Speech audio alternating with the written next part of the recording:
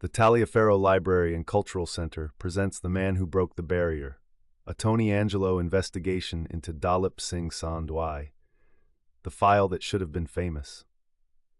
I found his name in a folder that didn't belong to him, wedged between agricultural reports and immigration pamphlets from the 1940s. Dalip Singh Sand, not a household name, not a chapter in most textbooks, but he should have been. I clicked on my recorder. Some people change history quietly, I said. Sand changed it so quietly the country forgot to thank him. Punjab, the beginning of a long journey. He was born in 1899 in a small farming village in Punjab, India, a place where the British Empire controlled the land, the taxes, and the future.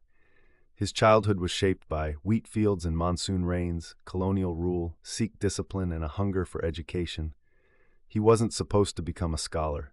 He wasn't supposed to leave the village, but he did both. His father wanted him to farm. Dalip wanted to learn. He once wrote, "Books were my rebellion."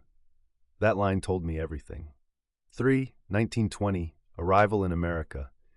He arrived in the United States in 1920, stepping onto California soil with a few dollars, a thick accent, and a dream that didn't match the immigration laws. He earned a PhD in mathematics from UC Berkeley. A staggering achievement for an Indian immigrant in the 1920s. But America wasn't ready for him. Before, what it was like. The time period through his eyes. This is the part most people don't understand.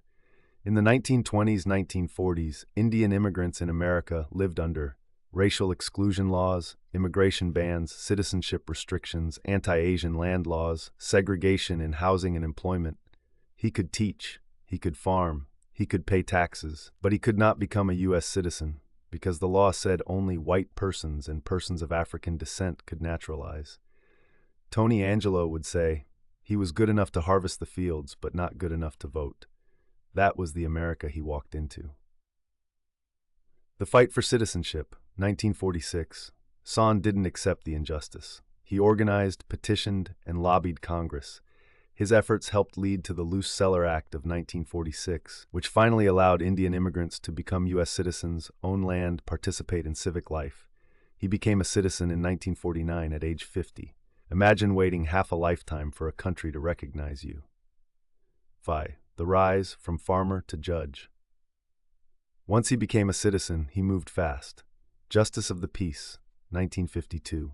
He was elected Justice of the Peace in Imperial County, California, the first Indian American to hold judicial office in the United States. He won because he campaigned the way farmers understand, face to face, hand to hand, truth to truth. He didn't hide his accent, he didn't hide his turban, he didn't hide his story. He led with it. 7. Congressman, 1956.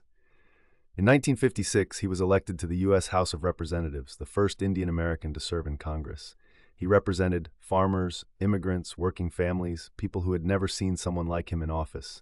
He championed immigration reform, water rights, agricultural support, U.S.-India relations, civil rights. He wasn't just a politician, he was a bridge. 8. What it felt like, the era of suspicion and hope.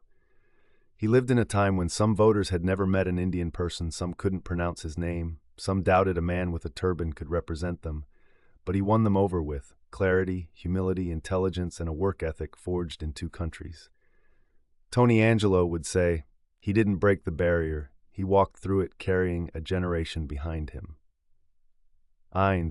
Why this investigation matters: because his story was almost erased, because his accomplishments were misfiled, because the false claim you deleted tried to replace him, and because the Taliaferro Library and Cultural Center exists to correct the record.